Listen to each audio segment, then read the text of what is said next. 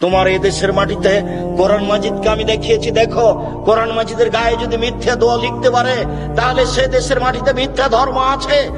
এক পৃষ্ঠা দোয়া আমি আব্দুর রাজ্জাক বলেছি, কিয়ামত পর্যন্ত কোনদিন যদি এই দোয়া রাসূলের দোয়া বলে প্রমাণ হয়, সেদিন আমি আব্দুর রাজ্জাক বিন ইউসুফ আর জাতির সামনে কথা বলবো না।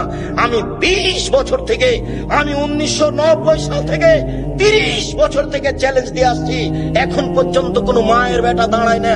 আব্দুর রাজ্জাক সাহেব, কোরআন মাজিদের শেষ দোয়াটি সত্যি নবীর বলা দোয়া, এই কথা কেউ বলতে সাহস করে না।